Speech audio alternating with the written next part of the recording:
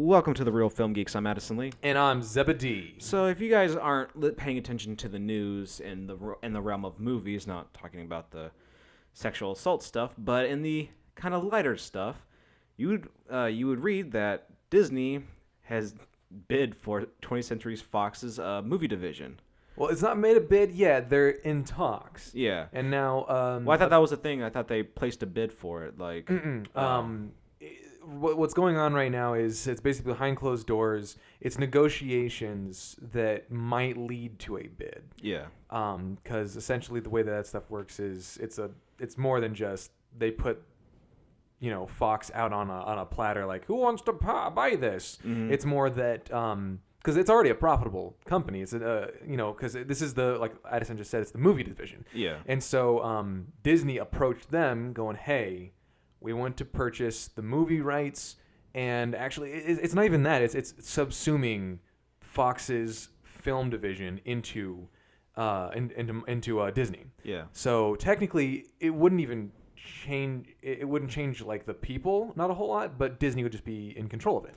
Yeah, it's not like you're going to see Family Guy on Disney Channel anytime soon. No. So, and it's also kind of funny because we always thought about like, oh wait, Disney has the money to buy because they're trying to buy Marvel's characters back, and it's funny. It's like we don't want just the characters, we want it all. We want it all. We want everything you're doing. It's like just take the Fantastic Four. No, you guys stonewalled us for this long. We're gonna take it all. Yeah. But so yeah, that's kind of the big thing that's coming out about not just Disney buying 20th Century Fox. It's the fact that Marvel will get most of their most popular characters back. Because if you guys don't know, Marvel was going under back in the 60s or 90s. early, huh? 90s. No, I'm talking about like I'm going further back. Oh, okay, yeah. Yeah. So when Marvel was going under after World War II and no one was buying comics anymore, Stan Lee came up with the Fantastic Four, and it was the first family. That's right. That's what revamped Marvel. So it went from like Fantastic Four, and then eventually moved on to like Iron Man and other characters. So Fantastic Four has kind of always been Marvel's like, golden thing because it saved them. But no one's done anything right with them for a long time. Yeah, a movie that's done them real justice. Yeah. I thought you were talking about when they sold the rights. Oh no, because that was in either the late '80s or the early '90s when Marvel was again going under, and in order it wasn't the stronghold it is now. It was like going bankrupt like so many times. In order to stymie their inevitable doom, pun intended, they sold the rights to the Fantastic Four and so when I say just the Fantastic Four, I don't actually mean just those four characters. It means anything that had to do with them. So that included Galactus, the Silver Surfer, who became a pretty big character on his own. And that also included any of their villains and stuff like that. Which I'm kind of surprised that Marvel had Black Panther, because Black Panther first appeared in Fantastic Four. So I was always kind of wondering if Black Panther, I can't remember exactly how it went, but the whole idea behind Black Panther was he was never supposed to be a supporting character. Silver Surfer originally was, and then people liked him, and so he just became his own character. Okay. Black Panther was intended to be his own character from the get-go. Fantastic Four was just how they introduced him, because they were like, people are reading Fantastic Four. Yeah. They're not reading Black Panther because it's not even out yet. So let's get all these people that are reading Fantastic Four to see this new character and go, hey, I want to read more about him, so I'm going to buy his comics as well. Yeah, and also during that deal, they also got Fox also got the X-Men. They also got Daredevil. They got Blade and some of the other things. But then, of course, 2003 Daredevil failed and miserably. Yeah, because the thing, Fox had a deal with Marvel. It was like if they don't do something every 10 years then they with lose their properties, the rights. Then they automatically go back to and that's to similar the main branch to Marvel. Why I can't remember. It wasn't Fox that did the really bad. Well, technically yes, it was Fox that did the really bad Fantastic Four. Right. But I mean, like the old one, the one that never actually even got released. Oh, right. No, that was Fox. That was Fox? Yeah, they made that one just to keep the rights. Here's a fun thing. Sometimes a company, in order to keep the rights for a film, will film a dud. Yeah. And never release it. Just so they can say they made the film and they can keep the rights to film again in 10 years. and they do it maybe just because they don't think they have the right script right, or the actors aren't right, and they're like, this film will flop, so we're just gonna dump $20,000, $40,000 into making a bad movie with the sole purpose of saying that we made it and keeping the rights to at some point have a good version of it that will make money. And I think the only way to see that Fantastic Four is to pirate it. Yeah, pirate it, and then Comic-Cons. Yeah, Comic-Cons will show it because they have pirated versions that are pretty high def. Yeah. And then I've been able to see it because I had a pirated version.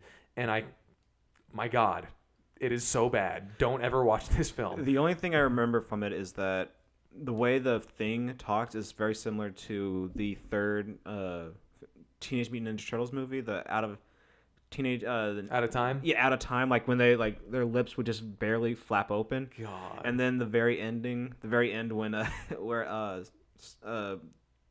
what's the it was Richards and what was his Sue Storm when they were driving off in the sunset, and he puts out his arm, and it's like one of those inflatable arm tube men arms, and it's just waving by. Yeah.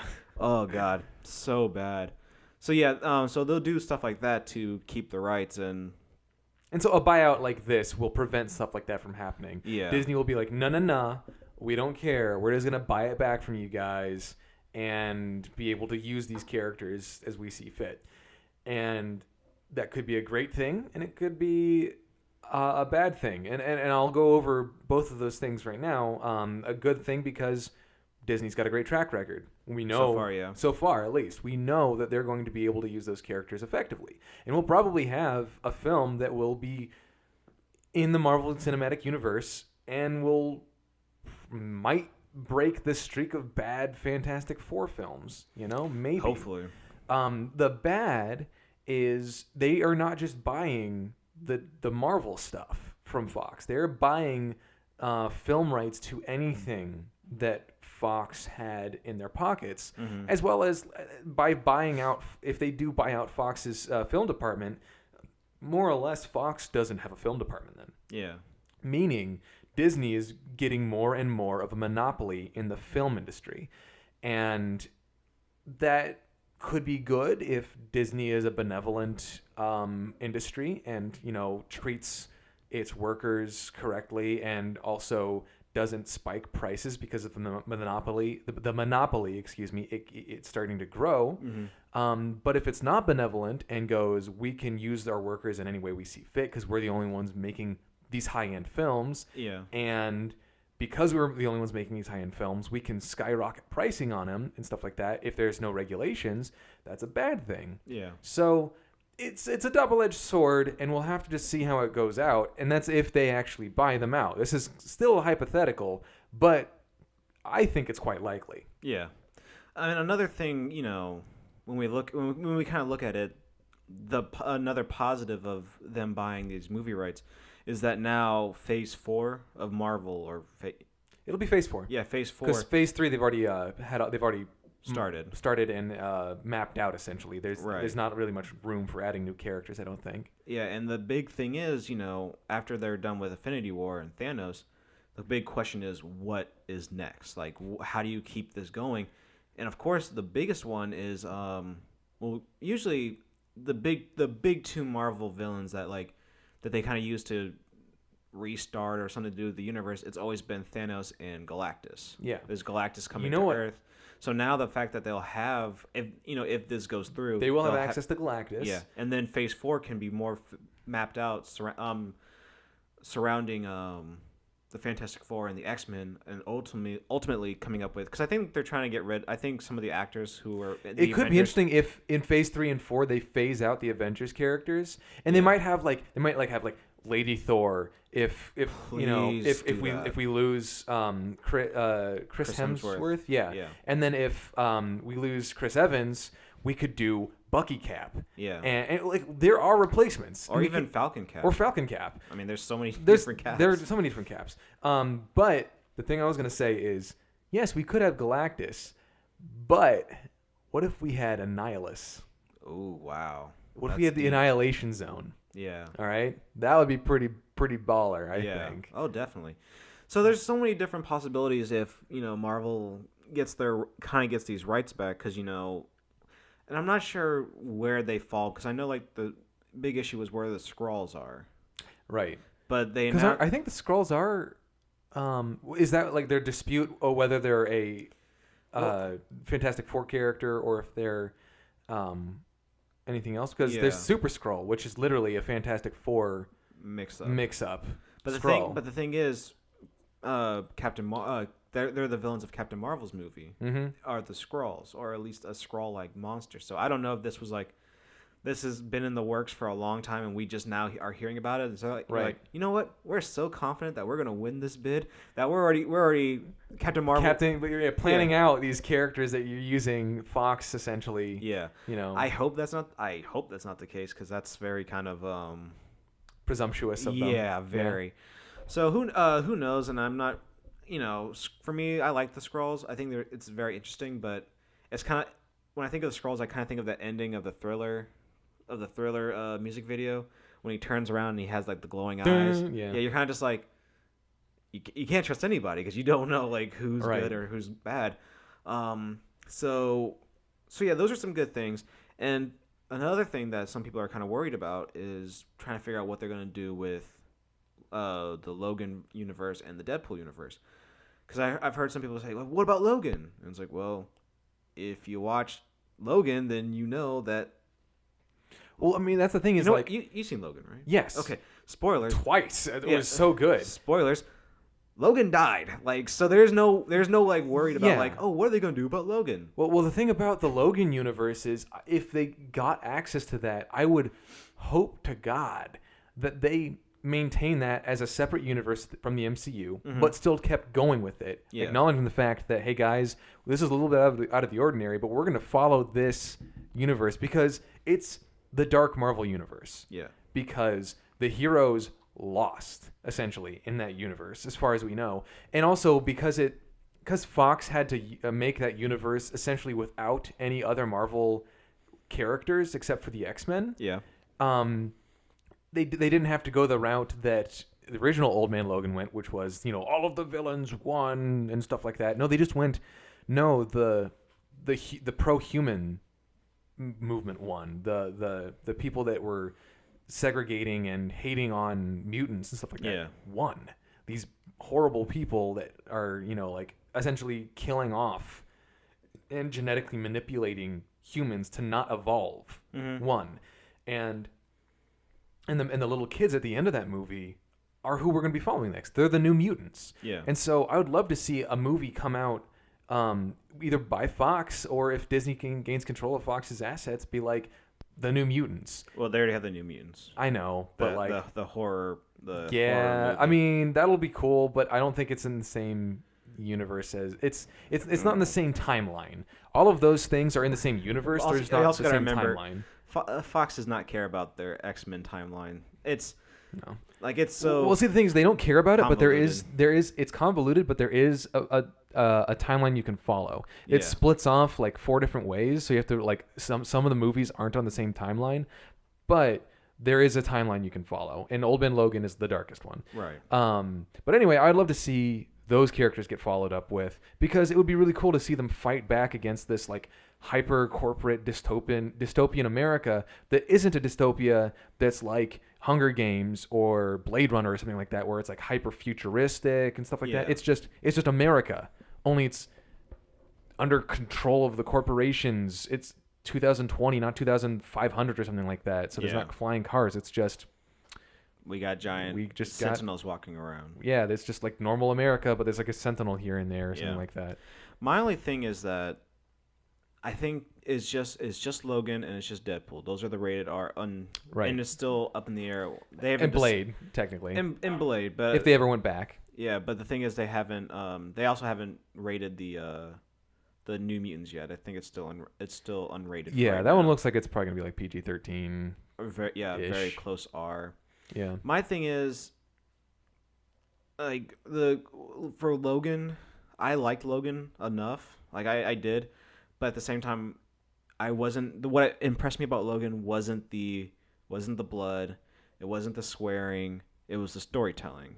Sure. So that's why for me it's like, you can keep the brutality in the movies, you just can't show the blood, and like I like the Wolverine until the ending. Like they like until they dealt with the actual Silver Samurai. That's where I was just like, Yeah. okay, this became a comic book. But like, I didn't need blood or him yelling the F word all the time to understand like how brutal Wolverine was. Because when he like stabbed someone, like I didn't need to see like blood everywhere. I just knew that like he was going crazy and he was taking people out. Like that bullet train scene, probably still one of my favorite scenes in a superhero movie because that was just really cool. And I again didn't need the swearing and the blood or whatever. And also like I saw Thor, and you haven't seen it, but this isn't a spoiler. They say shit a lot. Like they're like right, and that's a Disney Marvel movie. So yeah. if you can find a way to kind of just you can keep that, you just can't say the F word all the time. You'll be fine. Now with Deadpool, honestly, I'm not. I'm not looking forward to the second one.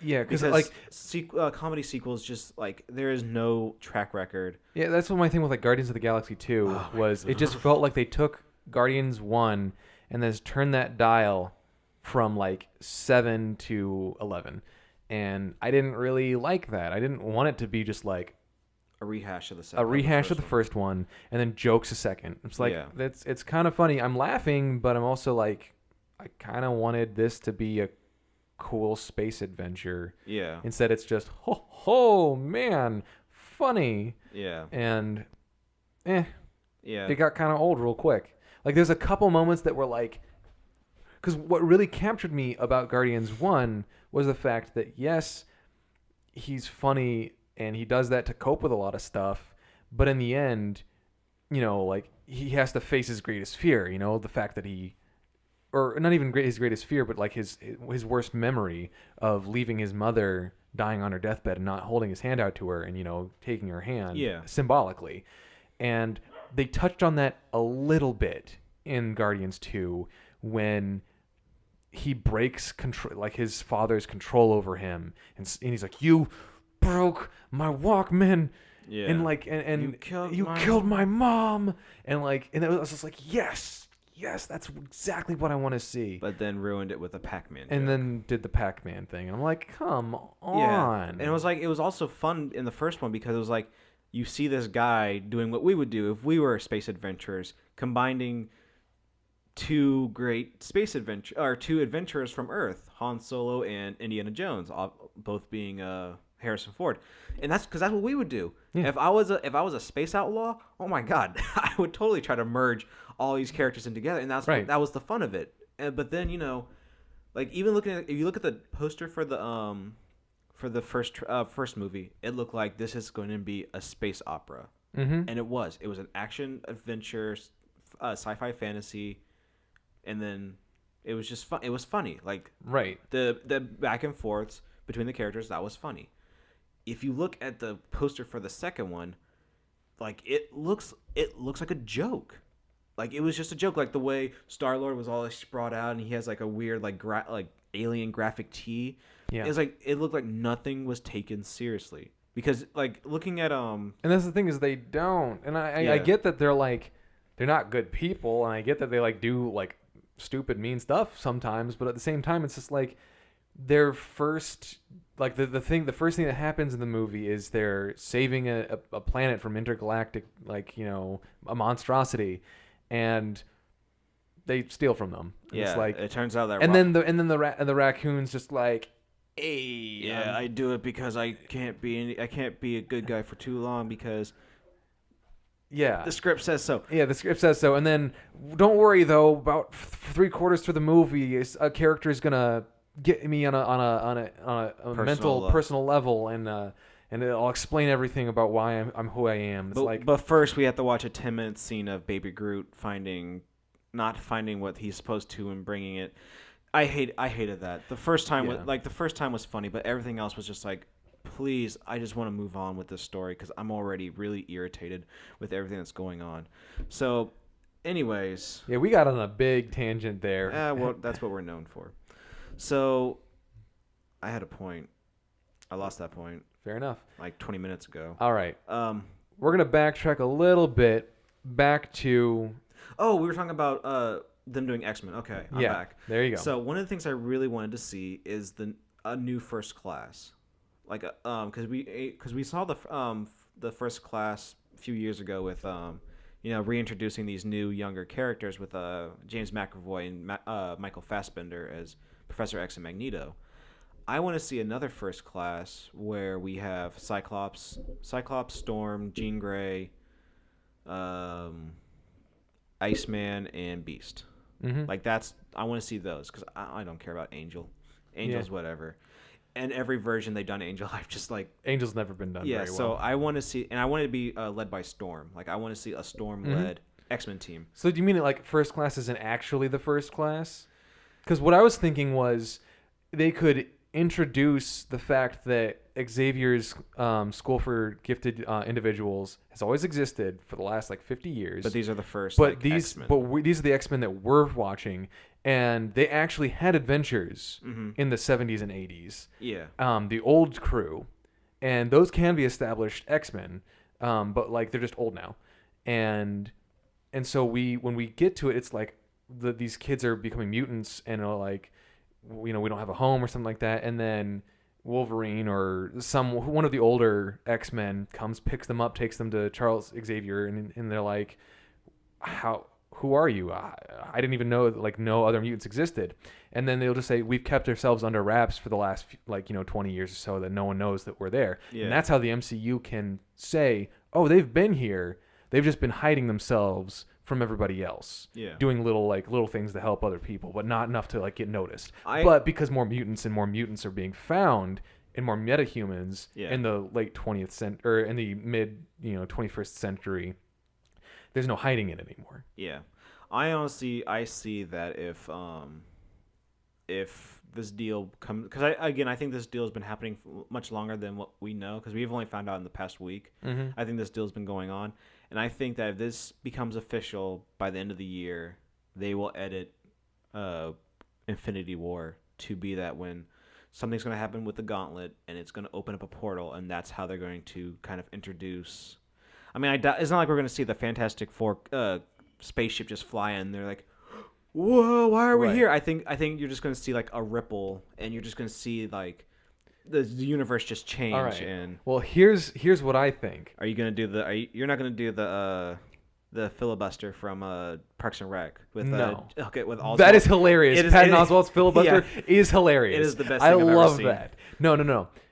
House of M. Ooh. This is what's gonna happen. Ooh. So Vision is gonna die in Infinity War. Oh, he has to. I mean, it's gonna make Wanda go insane. And she's going to disappear, and no one's going to know why.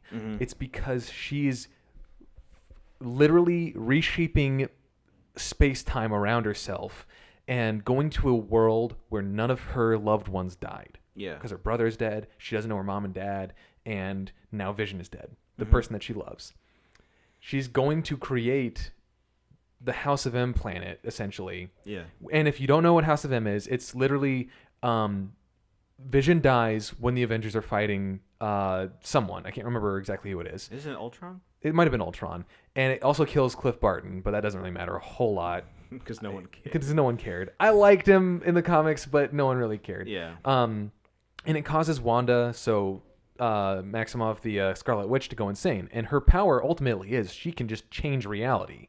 And so she goes insane. She's like one of those secret OP characters. Right, yeah. Like if she ever goes bad, or insane, she just wrecks everything. Yeah. And she literally rewrites history so that mutants are the dominant species on the planet and humans are outnumbered vastly. And it begins with Wolverine, of course, waking up and going, my memories are not right. What's going on here? And he ends up finding out that there's a little girl whose mutant power is she can make people gain their original memories back. And conveniently. Well, no, that's actually convenient because in the end, as we figure out, because we know, you already told you, Scarlet Witch created this world. She also accidentally created this little girl who's a figment of her desire to come back to reality. Okay. So it wasn't just like... Yeah, no. I have a mutant power, but... It only works out just in case someone alters the timeline. Basically, that'd be hilarious. Which, I mean, it happens so often in comics. I feel like there should be a character just like, right? Hold on, let me do it. Boop. And everything's back to normal. Yeah. So Wolverine and this girl just go around to all the big heavy hitters and just bringing them back. And they try to go get Spider-Man. And Spider-Man's like a 40-year-old cop that's got a daughter. And his daughter actually is a mutant that has the spider gene. And so she's doing stuff. But then he like tries to go get Cap. But Captain America was never put on ice.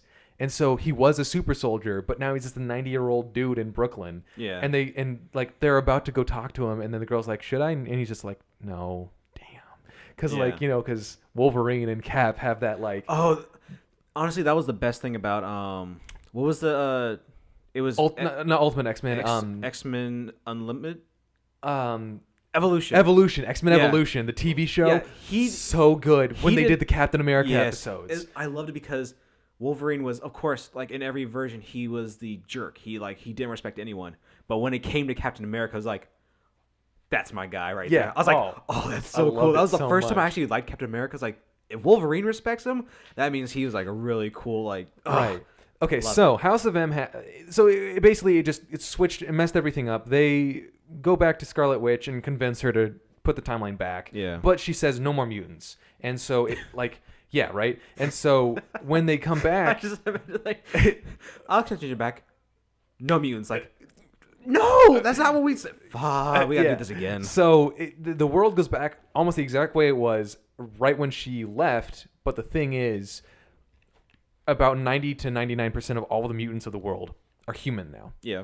And like Xavier and like Jean Grey and like 2 other people are the only mutants. And slowly people start getting the mutant gene again, but it's real slow. Yeah. But anyway, the reason I say House of M is because we have Wanda Maximoff. Vision is there. He can die, make her go insane, create House of M, and it could be a mini series, not a mini series, but a movie where all of the Fox characters are in this world where everything's different, what's going on here, and when they get to Wanda to fix it, she brings them all into the MC universe, and it just it melds the timelines. Yeah. Literally everything that happened in the Fox universe happened in the MCU. And the explanation for why didn't we see these things before is because she messed with the timeline. I mean, as cool as that would be, I actually would really be into that. I think if Disney gets the hold of these rights, it's just going to be a recasting. I know. mean, I don't know who they. I mean, that's the thing. They could recast. Yeah, by her altering not just the timeline, but altering space time. They could be totally different looking. Yeah, that's fine. Because I would really, actually, now I'm kind of bummed because I would have loved to have seen Lupita Nyong'o as Storm. Like that would have been a really cool Storm. Even she's in Black Panther now. Right, man, she would have been a really and also cool like Storm. Bringing in the X-Men and all those characters means we could have a Wolverine Captain America Wolverine movie versus Hulk. We could have Wolverine versus Hulk. We can have Storm marrying Black Panther, which is what happens canonically in the comics. Yeah, all kinds of stuff. Like there's everything happens, and by also bringing in X-Men, you bring in probably one of the best. You have Magneto. Yeah, is one of the best he's villains. One of the best villains. And also with Fantastic Four, you bring in Doctor Doom, who kind of almost outgrows the Fantastic Four and just becomes the villain for the entire Marvel universe. Basically. And that's one of the biggest things, too, is how Fox is, like, I'll just ask a small little tangent here, how Fox has failed so utterly in every single iteration of Doctor Doom is he's the king of Latveria. I think it's also because Come on. Here's the thing, though, like, if we saw the Doctor Doom that we see in the comics, we wouldn't believe him. Well, not we would believe it, but we wouldn't believe any way that the Fantastic Four would beat him because again, it's just them. Like they don't even want to cross over with the X-Men. So you have to explain to me how Doctor Doom, the greatest villain, how he would get beat by a guy who stretches, a girl who turns invisible, a rock man, and a fire guy. You would have to try really really reason hard behind that is because in their first few encounters, and even a lot of their encounters, it wasn't in Latveria, and it was a Doombot the entire time. It wasn't actually him. It was a Doombot. Yeah, I don't know how many people would be okay with, like, they'd be like, no, no, like, we've got you, Dr. Doom. Haha, it was a Doombot the entire time. Roll but credits. I mean, wasn't that in the comics too? Because I didn't read a lot of Fantastic Four, but wasn't it like Doctor Doom only really lost because he got too overconfident in himself? Yeah, I mean, it was his hubris. Yeah. And also there was stuff like his origin is there was this experiment that he and Reed Richards went to college together. Right. And there was an experiment that he was going to do, and Richards is like, no, it's too dangerous. And Dr. Doom was like, ha, Victor Von Doom doesn't care about danger. And then he goes with the experiment. You're born to be a villain if your name is Victor Von Doom. Doom. Von Doom, I know, right? You're just born to be bad. He ends up hurting himself while doing the experiment. Mm-hmm. And everyone, like, originally in the comics, it was like he burned his entire face off or something like that. So that's why he puts a mask on. But other versions that I like better are like, he actually has like a tiny little scar on his forehead right there, like Harry Potter style. Yeah. But because he's so vain, he will never allow anyone to ever look on his face. Yeah. Because he can never have anyone know that he's got any frailties or weaknesses. And having a scar is a weakness. Yeah. And there was a really great comic where someone could finally, I think Sue Storm finally convinces him to like take off the mask, and I think it had something to do with one of their children. It was one of the few times that Dr. Doom was still a villain, but actually not a bad guy. He was like helping them or something like that. Yeah. And he takes his mask off, and he looks almost like Reed Richards, actually. Like not like a clone. Like definitely they're not clones. They're none of that stuff. It's just he had the same like gray spots on the side of his head. Yeah. You know, he had like a close haircut, and he actually has like a stern but not evil face. Yeah. Is the thing. Like Doctor Doom, while being a villain, most certainly, and like definitely having his, you know, Latveria's Kingdom of Latveria under like an iron grip, is also one of the most experienced caretakers of a entire society because he so fervently protects what is his. He's one of those, it's kind of hard to explain, but he's one of those people that is so selfish, they protect what they own. Yeah. They don't covet what they own. It's almost to a point, like, if he just decided not to destroy the world, people would leave him alone. Yeah, it would be perfectly fine. Like, he just wants to keep Latveria safe, and if you just let him do that, it's like, yeah, you stay there, and we will not. Yeah, it's his personal hubris that makes it so that he does stupid things. And actually, on what you were saying, and it's not really canon. And I actually kind of got really tired of the series. But in Marvel Zombies, it's canon in the Zombies universe that the last bastion of human society until everything fell was Latveria, because he just took in everyone that wasn't infected. Yeah. And his Doombots, he rigged his Doombots to sense infection and kill anyone. Like, literally just like, my father is sick, we need to bring him in. It's like, Doombot's like, no, that dude's got the zombie virus. Boom, kill him right then and there. But it would still let all of the family in if they weren't infected. Yeah. And so, like, that's kind of how he rolls. It's like, yeah, no, greater good. That's kind of what Doctor Doom is. Yeah. And that's something that they never touch on in any of the movies they've done with him, is that he's actually more about the greater good by any means necessary, but he's evil. So he does his any means are usually like kill people or do this or that. That's not good. Yeah, they just don't go deep into. They just make him, I am villain. Yeah. So hopefully, or Lee Taxor. I mean, at this point, oh my God. At this point, we don't need a Fantastic Four origin. It's kind of like Spider-Man, where we've seen two versions. That was God, that was the best possible way to bring Spider-Man into the MCU. It was just Tony Stark knew he was there. They had some footage of him on the internet, and they gloss over but still let you know that Uncle Ben happened. Yeah. And it was still really poignant. It like made me almost cry in the theater when he talked about why, you know, he does what he does and why he like failed someone, and you're like, God, he's talking about Uncle Ben, ain't he? Dang. Yeah. So, but yeah, no, like I'm all for it. Like, come on now. Yeah, so hopefully they do that. Like, they just do the they just introduce them as Fantastic Four. There is no, like, they just say, how'd you guys become this? We went on a space adventure. And It would be, you know, would be really cool would be if in one of the movies before the Fantastic Four, yeah, on the news is incident at the Baxter Building, and you know, like the 4 scientists in containment or something like that, and they don't really talk about it. They work for Stark Industries.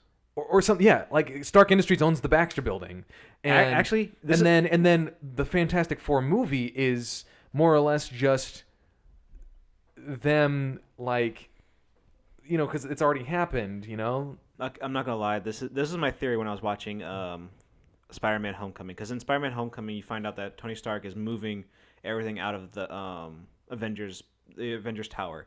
All I could think of was just like, they're making space. That's gonna be the Baxter Building. That's all I could think of was like, oh my god. They're not just moving upstate. They're making room for the Fantastic Four because not too many heroes are in New York, and you guys, if you don't know, good lord, if you don't know, Fantastic Four is based out of New York in the Baxter Building, and that's all I could think was like, that's what they're doing with Avengers Tower. They're gonna make that the Baxter Building. Oh my god, I can't believe they're gonna do that. It'd be pretty sweet. That was literally all I could think of. So maybe that's what they're gonna do. But I actually want to backtrack a little bit because we talked about Namor. Mm-hmm. And Namor the Submariner, he's like one of those, like, he was a badass Aquaman before Aquaman became his own badass. Yep.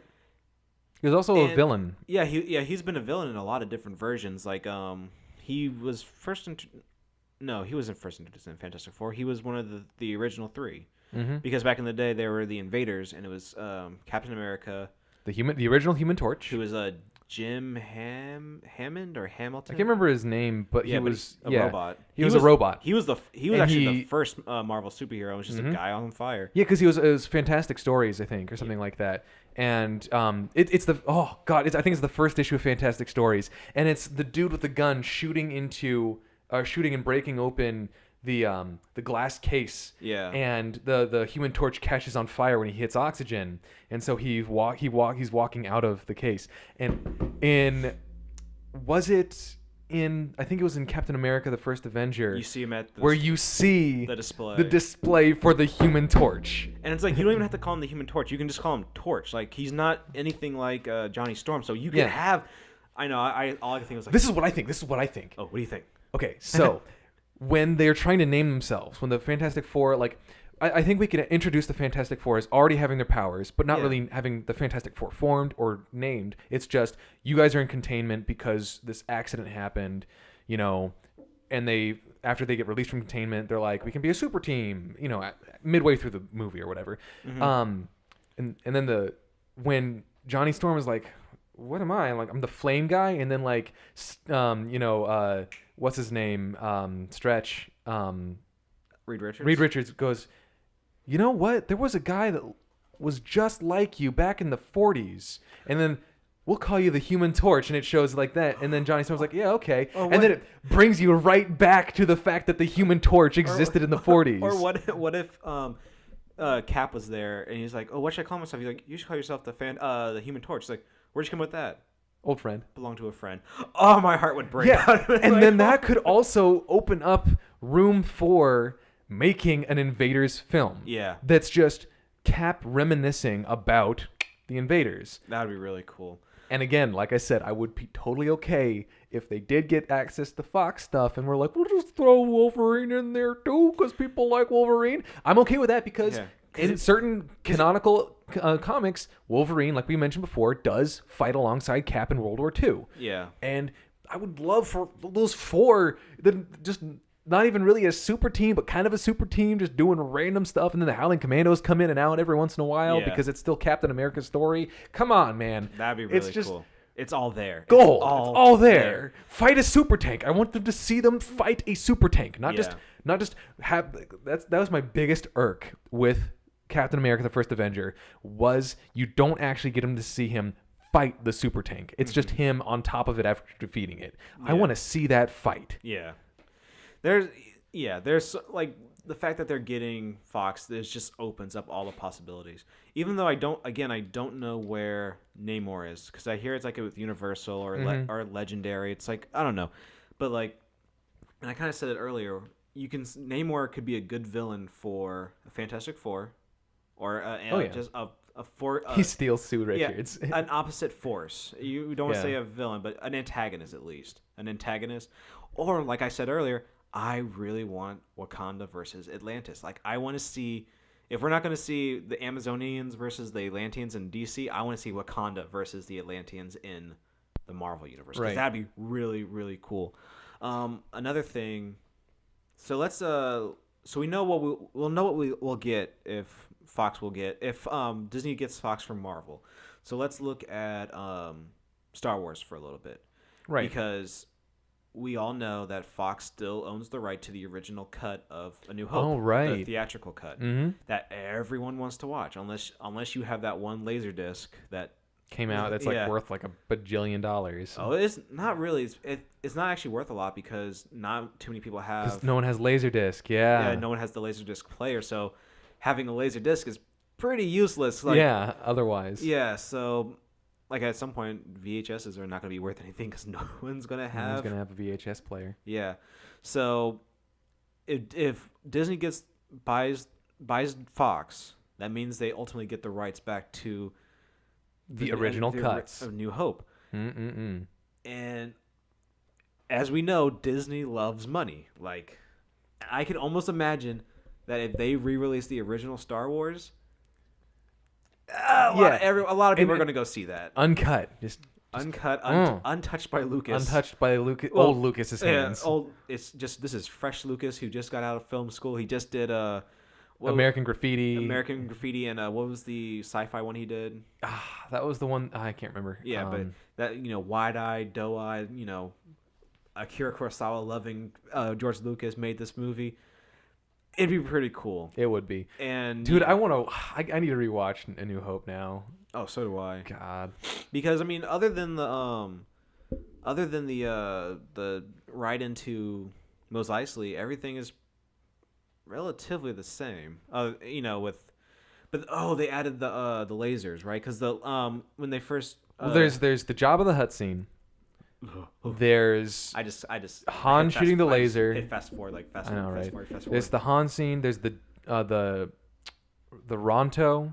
Mm-hmm. When they when they get to Mos Eisley and when they're driving to Mos Eisley. Yeah. Then there's the flight to the Death Star at the end. The Battle of Yavin 4 essentially is CG'd up a bunch. There's a few other things, but not a whole lot. Episode 4, the good parts were not CG'd. Yeah. But some of the parts were just like, why did they do this? Right. Why? And the cool thing is, like, even with the new, like, when they finally because Star Wars wasn't digital for a long time. Nope. Like, but when they first finally put it out, because I bought all the original trilogy so I can watch it online. A New Hope is the only one that still has the 20th Century Fox intro. Yeah. Every other one has the Lucasfilm intro, and then it goes on to the crawl. Yeah.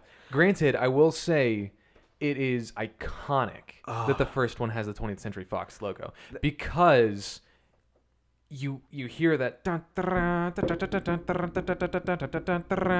and then silence into and it's like, honestly, getting that framing of this iconic sound to silence to this second iconic sound. Yeah. Like, there are only 2 movies in my life that I feel really need that. And the first one is Star Wars New Hope, and the second one is Alien. Oh yeah, definitely. It needs the 20th Century Fox intro into the Alien theme. Because it was perfect because, every Fox film has that opening, but it was the way that it transitions from Fox to the Lucasfilm logo, because like you said, Yeah. And then like you said, silence, then Star Wars. And then the blaring horns. Like, John Williams, man, you are killing it. I almost kind of like, I want to do an animation where we're sitting in a movie theater, all that happens, there's just silence, and like, in a galaxy far, far away, you see like a troop of like trumpeters walk in, and they just go and everyone just goes like this. Just like back in their seats, yeah. Oh, God. But now I just thought about this. if they buy 20th Century Fox, do we get that back? Like, I don't need to see the 20th Century Fox logo, but do we get the dun dun dun dun? Dun, dun. Like, that would be interesting. Will we get that back? Like, even if they just... let that, because they own that, they could if they don't change the name or they don't remove the name, because they might have to because of rights reasons. If they found some way to maintain the fidelity of the opening, because that opening is iconic, and not just the credit roll, but having 20th Century Fox before at least episodes 4, 5, and 6. And I know, like you said, 5 and 6 don't have that anymore.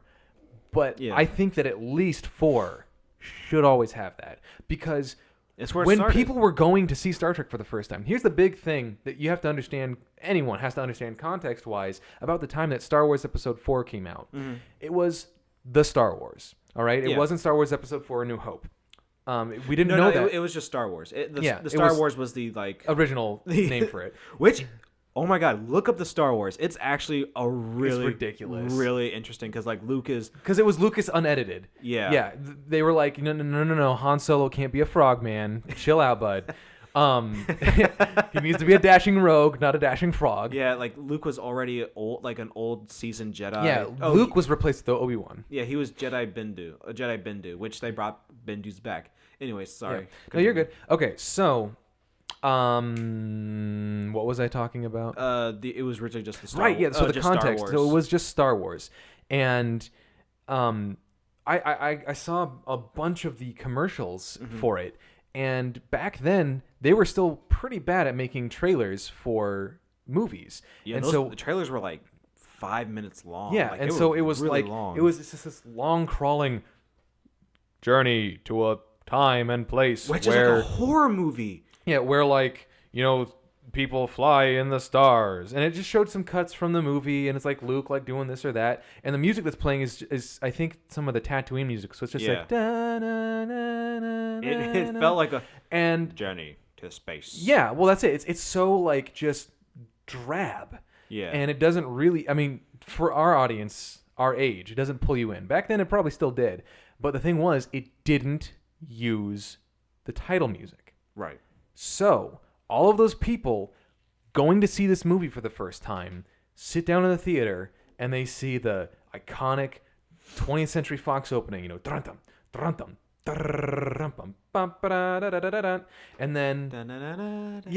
love the transition from it.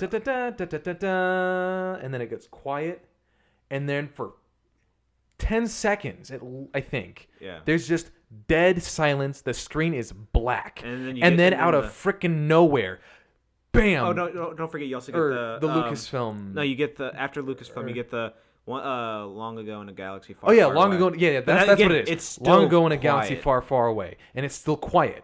Yeah, thanks for pointing that one out. And then just did the movie start? Bam! Out of nowhere, Star Wars. Dun, dun, dun. And so that. And then reading Yeah, and then they read the title crawl, and the entire time this beautiful orchestral piece is playing that's loud as all get out, and just telling you this is going to be epic. Yeah. All right, epic, and that is one of the most beautiful feelings that I wish that I could have at full force, because I still get it, the tingling on my skin every single time I watch a Star Wars film because of that.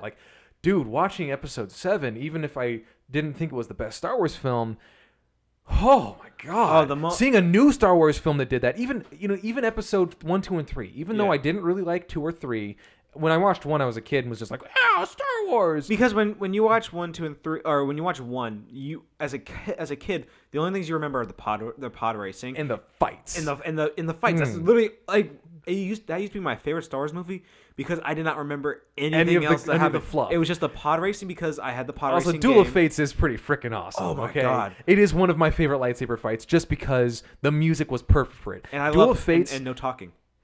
There was no Master, what are we gonna do? He's a double-sided lightsaber. They just knew what they were gonna do. They just knew what to do. Yep. That honestly, that's the best part in my mind, except for my brother actually swayed me on this. Except for in Episode 3, the fight between Anakin and Obi-Wan. Those are my two favorite parts from Episodes 1 and 3. Yes. Because in episode 1, that fight tells you a lot about the Jedi. Like, they are badasses. They also know how to take pressure, and it's not like some anime fight where it's just like, oh man, this guy is strong, I'm going to have to go all out. It's like, and it's not, Master, what are we going to do? It's just, here we go. I was trained for this. Let's do it. You know what's funny? There was a moment where I was trying to watch the new Power Rangers series, like it was Power Rangers Samurai, and like you just brought up an anime. You like in the middle of a fight, they'll have that inner monologue. Yeah, and they had that. They had that in the Power Rangers series, and I was like, this is the dumbest thing I've ever seen. And usually in anime, you're like, oh, this is cool. And like live action, it's like, this is probably the dumbest thing I've ever seen. Right, because see, the thing is, when they do an inner monologue thing like that, it looks like time is still passing in real time. Yeah. And so if the camera wasn't like zoomed in super close to the person's like eyes while they're like thinking really hard and fast, if it was zoomed out so that it was like maybe 30 feet away from them and like you just you see them and their surroundings, they're just sitting there stock still. Man, it's really like important that I think really hard on how to do this next like move, because if I don't do it right, then my opponent will defeat me. All the while their opponent's like, Are we still doing this? Like, did you hit the pause button? What are you doing, bud? Oh man, but yeah, it was so bad. But yeah, like that was one of the best parts about the original trilogy.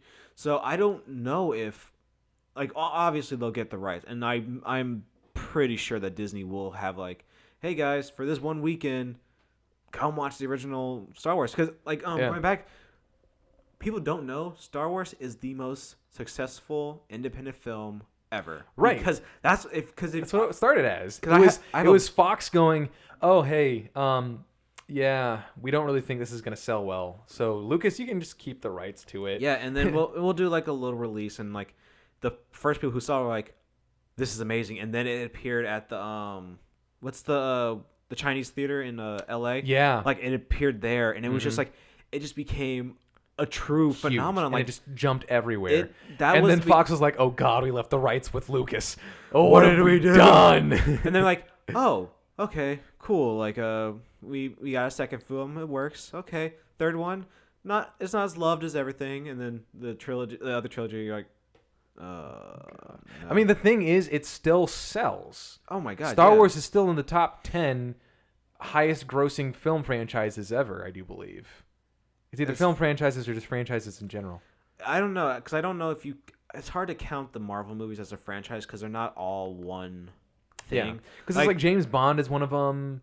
Harry Potter is another one of them. I don't know about James Bond, because James Bond, it changes. Like, I feel like... But you're right, it is still a franchise, so maybe... But at the same time, James Bond was never like a... It was an attention grabber, but it wasn't like a blockbuster. Like, right. Well, it's just the movie that everyone's always just like, oh yeah, James Bond. James Bond. I know that. My dad loves James Bond. Yeah, we'll watch that. Like, that's how it was for me. Like, I just watched all of the Sean Connery Bonds because my parents were like, hey, you guys need to watch this. I was like between 6 and 15, and we just watched all the James Bond films in those years, and I realized like my dad had me watching this spy shagging all of these chicks when I was like a tot. But hey, remember, the cinematography is really good. The writing, the dialogue, it's all there. Goldfinger, do you expect me to talk? No, Mr. Bond, I expect you to die. Okay, maybe not the dialogue. Anyways, so yeah, Star Wars being an independent film, like check out How Star Wars Conquered the Universe. Like it's a book I read, and it's very inspiring. Like if you're in film school and you read that, you're just like, I can do that. I can make the next Star Wars. Actually, no, you can't. Sorry. You can't make the next Star Wars. Everyone has tried to make the next... That ship has passed. Yeah, it's been Valerian, Jupiter Ascending, and just the last little bit here, Avatar. Yeah. And Avatar is still going to get more films, evidently. It's the highest grossing film of all time. Ugh. But that's that's just because they raised the ticket prices for 3D. Yep. Which is the only reason why. Only reason. So by listening to this story of just Lucas, but yeah, very inspiring in how he kind of became what it's not really even gaming the system. It's just getting really lucky at a time when there was nothing. So there's no precedent for what he had done. So the film producers and the Fox himself was just like, yeah, we're just gonna let you do this because we think it's gonna fail. but we think it'll give us maybe not fail, but just not make enough money to really matter. So you're not going to get anything else out of this. So yeah, we'll give you the rights to it. Because if you look at all the space sci-fi stuff you had, the only things you had were Star Trek, but that was still on TV. I don't think that was on TV. Yeah, it didn't get to the movies until the 80s or 90s, right? Yeah. When did the motion picture was in the late 70s, I want to say. Really? Because it was after 2001: A Space Odyssey. Okay. They were cashing in on the 2001: A Space Odyssey right. hype, and people didn't like it. And then Star Trek II: The Wrath of Khan was the tough one. 83 or 84. Okay. So looking at the time when Star Wars Maybe came 86. out, it was Star Trek on TV. You had Flash Gordon, which I think was very like campy. There was Lost in Space, Doctor Who, technically, in some camps. Oh yeah, you're right. And then you also had Buck Rogers. And Buck Rogers, definitely. But that was Buck Rogers was a big what you calls it for Lucas as well. For inspiration. Yeah. But I feel like even in the 70s, that was like camp. That was your dad. So that was, I think even at that time that was still like your dad's sci-fi was like when you like, Dad, let's go watch Star Wars. He's like, no, you don't want Star Wars. Let's watch Buck Rogers. That's a real spaceman. One of the right.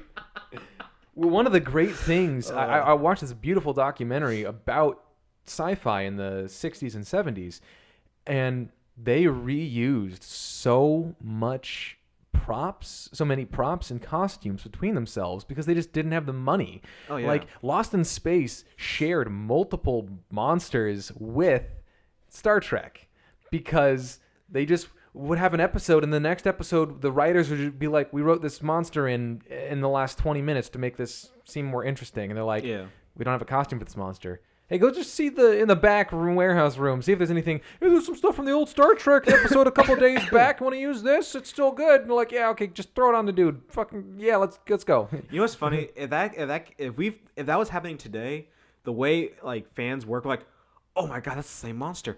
They're in the same crossover. Universe. Oh my god, like that, and that's because that's how honestly our minds would work. Like if we saw the same monster, like we wouldn't think incompetence or just being lazy. We would think crossover. Yeah, episode. like oh my god, Lost in Space. That's how the Enterprise started. It's the family from Lost in Space. It's a cycle. It's a cycle. It's a cyclical timeline. Oh, it's gonna keep repeating. People are like, no, it's not a cycle. It's recycling. It's recycling. Yeah, it's a recycle. Yeah. Excuse me. so yeah, there's the possibilities of Disney owning Fox. Up in the air. I'd say 50-50. Yeah, it comes with a lot of promise, and it also comes with a lot of baggage, and it comes with some downsides because, like you said, it becomes monopoly, and then it's like, where does it stop? Like, will Disney end up buying Legendary? Will they end up buying Universal? Like, will they own? Wow, that would be, dude. If they bought Universal, I don't think it would ever happen anytime in our lifetimes. But like, if they bought Universal and gained control of Islands of Adventure, holy crud! Yeah. Disney would have Florida would just be renamed like Disneyland. Like, yeah. It'd just be Disneyland. Oh, God, Waltzylvania or something like that. And then once you cross over the border, like, honestly, here's the thing. American currency is going to just disappear. It's going to be Disney dollars. Disney bucks, yeah. It's going to be Disney dollars. Mickey, and then the only thing it's that's like Mickey Mouse on the dollar bill. Oh. And the only thing that's going to be left is Warner Brothers. And they're going to be so backed up against the wall with Disney owning everything. At one point, that's the biggest fear. I would hate that if Disney owned both DC and Marvel. Oh, definitely. I would not like that. Like, because here's the sad thing. Because there's no competition. Yeah, absolutely. And competition breeds ingenuity. Exactly, and that's exactly. And if they bought Warner Brothers, there'd be no point. Yeah, like they could even just like kill the DC universe cinematic or the Marvel. They wouldn't kill the Marvel cinematic universe, no. But they could just kill the DC cinematic universe and just be like, no competition now. If you want a superhero movie, you got to watch Disney. Yeah, it's like no, thank you. Yeah, so it comes to that point. Like, we all think it's great, but then you kind of see the dark side. Like, yeah, you gotta see the forest for the trees. Yeah. You know? So hopefully, I don't even want them to own Fox. I just want them to get their heroes back. But at the same time, because this was the cool thing about the superhero properties being separated. And here's the reality. I still think it'd be 20th Century Fox. It would just be under Marvel's control. Yeah, I think we'd have an uptick in writing, because one of the things was acting and directing. I think in a lot of the Fox Marvel films was good, really good. Even it's just some of the writing and continuity wasn't there, and I think Disney would force writing and continuity. That's the big thing. I think it's continuity. That's the big word that they want, because that's if you watch the X-Men films, there's just no continuity. Continuity is wrecked in those films. After Last Stand, like when Charles Xavier dies, he's just back in Days of Future Past, and there's no like. No. It's because they fixed the timeline. No. In the future, that's right. He is there. They try to add some like they had added. I forgot about that. They try to add like a cut scene at the end credit scene in A Last Stand, where it was just like this woman's in a hospital bed, and then you hear Patrick Stewart's voice, and you're like, wait, he didn't just like it's not like he just like his heart stopped. Jean Grey blew him up, like he disintegrated to nothing. There wasn't even blood. It was just pop. God. Yeah, Last Stand was a cluster F. Yeah. To be sure. So they don't care about continuity. And they try to like, well, days after Days of Future Past and everything's different, so we get to do whatever we want. And you're like, no, you can't. You have to have some. And then with Deadpool, they're just like, who cares? It's not even technically. Yeah. It's in its own universe, but the X-Men are in there. Yeah. But they only had the money to get Cyclops and Colossus and Colossus teenage supersonic. I don't know, Warhead. Yeah, I can't remember. Hilarious. Which honestly, I really thought she would have become bigger in the comics after that movie. I really thought she was like going to like you're. I'm kind of okay that nothing happened with her, but at the same time, because like she's just a side character, but she's cool. Yeah. But sometimes it just happens. Like hopefully she shows up again in the MCU. Hopefully. Or at least in the Fox universe. But if not, it's like, oh well. Yeah. So. And I don't. Heck, at least Colossus got to do some stuff. Yeah, that was neat. I loved that. I love Colossus. He's one of my favorite. He's actually really one of my favorite X-Men. Mm-hmm. But I'm trying to think of. I mean, outside of the Marvel stuff, I'm trying to think of what else Disney would gain from buying 20th Century Fox. Like outside of like just like smaller movies. Hold on, I'm gonna go to Box Office Mojo, because they have all the different God, I don't know what I'm trying to say. I'll look at the box office and I'll see what like some of the biggest blockbusters. Let's do domestic. So let's see. Oh, they get Avatar, because Avatar is 20th Century Fox. Wow. That does change some things though. So they would get the rights to Avatar, the Star Wars movies, the older ones. Wow, that's more or less of the bigger movies. That's about it that Fox gets, or they'd get from Fox. I mean, Deadpool's up there. Yeah, Fox is not even. Yeah, Fox doesn't place pretty high. Not anymore. I mean, the Alien franchise, isn't that Fox? Or no, that's not Fox anymore, is it? I'm not sure who owns Alien. It might still be 20th Century Fox.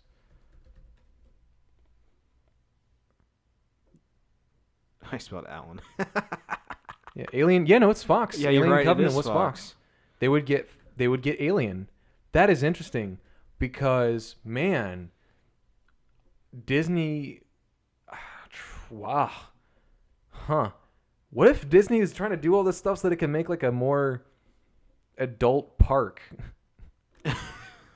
I think because if they did like an Alien versus Predator park or something like that. Oh my god, that's terrifying. That'd be terrifying. I would never want to go there. Oh my god. Oh, here's the clicking of a predator. Yeah. Like no. I would be so okay not being there. Yeah. So the Alien franchise. Is Terminator? No one cares about Terminator anymore. That's not true. I love Terminator. Look it up. I mean, yeah, grossly, Terminator is basically, that is not how you spell Terminator. ITERM I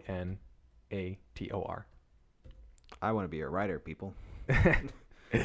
No, that's Paramount. That's Paramount. Okay. But I mean, Marvel used to be owned by Paramount until I keep forgetting that Paramount owned Marvel until the Avengers, I think. Mm-hmm. And that's when Disney kind of started their conquest over It was the the movie mid world. 2000s. Yeah. So I think that's where we'll end that this discussion for now. So yeah, make sure you comment down below on our YouTube video on what do you think? Is this a good thing? Is it a bad thing? Do you want to see Disney just own everything? Do you want Disney to own this podcast? I'd be down. I would wear I wore a Mickey Mouse series. And oh my god! Bounce around, and at the end of it, just be like, "All right, guys, thanks for watching."